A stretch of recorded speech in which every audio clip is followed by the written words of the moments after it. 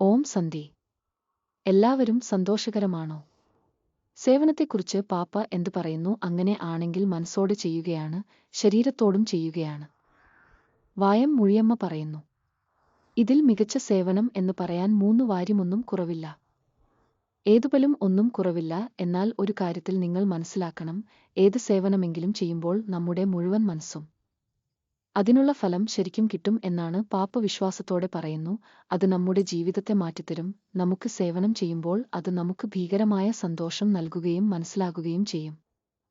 അങ്ങനെ ധപൻധോക നന്നായി നടക്കുന്നതായി തോന്നുന്നു. എന്നാൽ പ്രധാനമായി ശ്രദ്ധിക്കേണ്ടത് എന്തെന്നാൽ നമുക്ക് എത്രമാത്രം സന്തോഷം ഉണ്ടാവും അതുപോലെ തന്നെ മുൻപിൽ നിൽക്കുന്നവർക്കു സേവനം ചെയ്താൽ അവർ കൂടി സന്തോഷിക്കണം.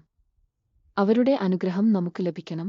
അവരും നമ്മുടെ ധപനധോകവയിൽ മുഴുവൻ മനസ്സോടെ തൃപ്തിയായും സന്തോഷമായും അവരും പോകുകയുണ്ടെങ്കിൽ ആഹപനധോകവ നന്നായി നടക്കുകയാണ്.